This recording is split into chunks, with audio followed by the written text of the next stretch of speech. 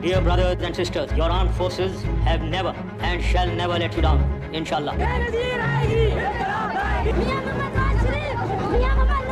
2023 के आगाज़ से पहले पाकिस्तान की सारी तारीख में अगर आप देख लें तो हमेशा से पॉलिटिकल कल्ट की जो बात आजकल हम लोग करते हैं कि एक ऐसी एंटिटी है, शख्सियत जिस पर ना कोई तनकीद होगी, अगर वो आपको अप्रेस भी करे तो तालियां बजाई जाएंगी, डांस किया जाएगा उसके जवाब में, और साथ साथ उसके ऊपर तनकीद करने वाले हर इंसान को गद्दार डिक्लेयर कर दिया जाएगा, झूठा, चोर, लिफाफा और ट्रेटर कहा जाएगा। तो अब आकर चूँकि उस एंटिटी का नाम इमरान खान है, लेकिन 1947 से 2023 तक उस एंटिटी का नाम था पाकिस्तान की इस्टेब्लिशमेंट। उसकी वजह यह है कि कल्ट की तरह पाकिस्तान के तमाम अवाम में मैंने ये ओपिनियन बड़े होते हुए इस मुल्क में देखी है कि ये मुल्क डेमोक्रेट्स, सियासतदान, सिविलियन चला ही नहीं सकते। कोई सियासतदान अगर इस मुल्क को चलाने की बात करेगा तो वो पैसे लूट के बाहर भाग रहा है, वो ट्रेटर है, वो भारत का यार है, और इस मुल्क का अगर एक सलूशन है तो वो डिक्टेटरशिप है और मार्शल लॉ है। मैं माइक पकड़ के अपने जर्नलिज्म के कैरियर के आगाज़ में जब लोगों के सामने जाया करता था तो मुझे यही बताया करते थे कि एक जर्नैल आए और आके इन सारों को टांग दे और इनके बाहर से सारे पैसे यहाँ ले आए, मुल्क ठीक हो जाएगा। So this nation has always believed in this philosophy. लेकिन ये पिछले 2 साल में जो आपको टेम्पररी तब्दीली दिखाई दे रही है, ये तब्दीली भी इसीलिए नहीं है कि वो ये समझ रहे हैं कि हमारे राइट्स छीने गए, हमें पॉलिटिकल स्पेस नहीं मिली, या फिर हमारे पास इकोनॉमिक डेवलपमेंट और इसके अलावा एम्प्लॉयमेंट के चांसेस नहीं आए, या हमारे बच्चों का मुस्तकबिल ख़राब हुआ इसीलिए हम इस्टेब्लिशमेंट के खिलाफ हो गए। नहीं, they all went against the establishment for one sole reason, that their beloved oppressor, potential oppressor Imran Khan is in jail.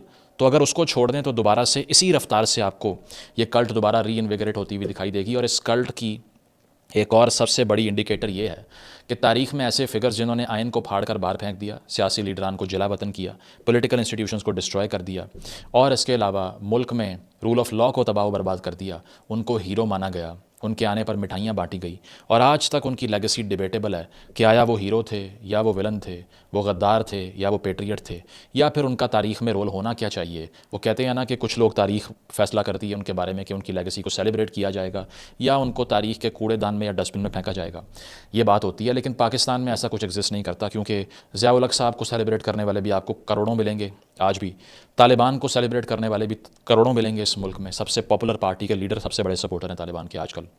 और इसके साथ साथ एक और फिगर जो कि डीपली कंटेस्टेड है, जिनके बारे में जो एक अर्बन लाइफस्टाइल लिबरल लॉट है ना, जो समझती है कि लिबरलिज्म की डेफिनेशन होती है पार्टी पे जाना, शराब पीना और रिवीलिंग कपड़े पहन लेना, या फिर ख़वातीन की तस्वीरें अपने फेसबुक के ऊपर, इंस्टाग्राम के ऊपर शेयर कर देना, क्योंकि उन्होंने पढ़ा तो कुछ नहीं होता, ना उन्हें ABC का पता होता है कि पॉलिटिकल लिबरलिज्म होता क्या है। तो वो जब इस लेंस से देखते हैं ना, तो वो एक आदमी को केमाल अतातुर्क बना के पेश करते हैं, जिसका नाम है जनरल परवेज़ मुशर्रफ, जो पाकिस्तान के सदर भी रहे, आर्मी चीफ़ भी रहे, और अपने आप को एक्सटेंशन भी अपने ही हाथ से देते रहे प्रेसिडेंट के तौर पे कि मैं जनरल परवेज़ मुशर्रफ, सदर पाकिस्तान के आर्मी चीफ़ परवेज़ मुशर्रफ को इतने साल की एक्सटेंशन देता हूँ। ठीक है, ये मजाक करते रहे यहाँ पे।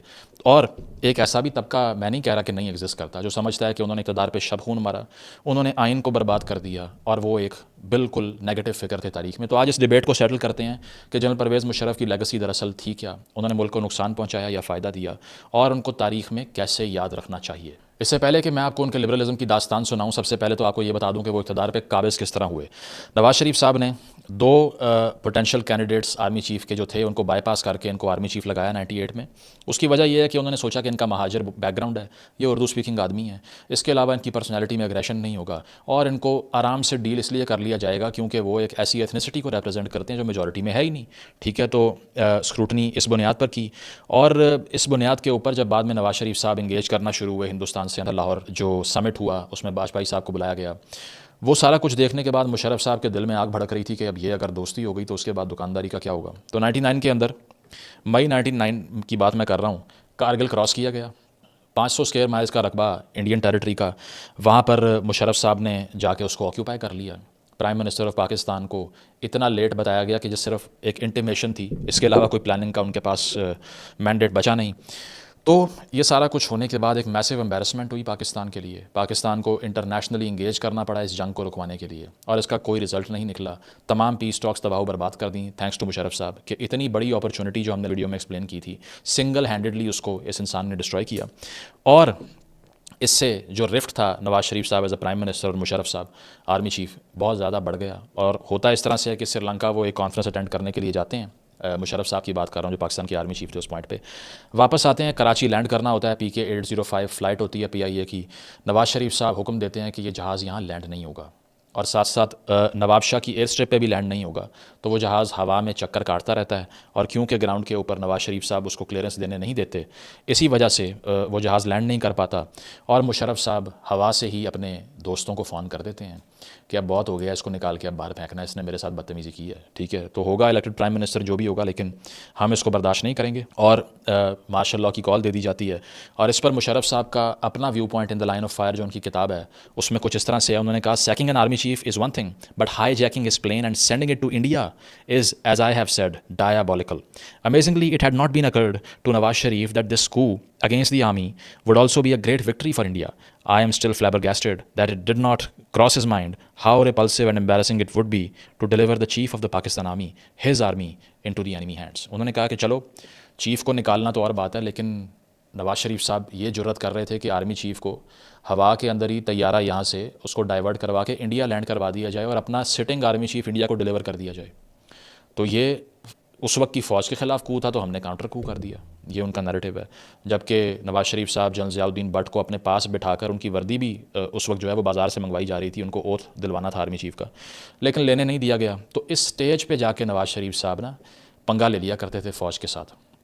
آج کل کے جو جین زی سگما ایڈٹس بناتے ہیں ان کو چونکہ پتہ نہیں ہے کہ یہ لڑائی جس کو آپ آج ٹیک اوور کر رہے ہیں یہ کتنی پرانی ہوتی چلی آ رہی ہے اور اس کا کیا رزلٹ نکلا ہے, ٹھیک ہے, اس کنفرنٹیشن سے کیا ملا ہے.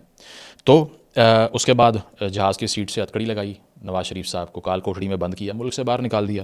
اور وہ تو اگر انٹرنیشنل پارٹنرز یا سعودیز بیچ میں نہ پڑتے تو شاید بھٹو 2.0 کر دیتے, مشرف صاحب لٹکا ہی دیتے, پھانسی دے دیتے. تو خیر مقصد یہ نہیں ہے کہ آپ کو وہ ساری ڈیٹیل بتائی جائے, مقصد یہ ہے کہ مشرف صاحب کا ٹینیور کیسا تھا.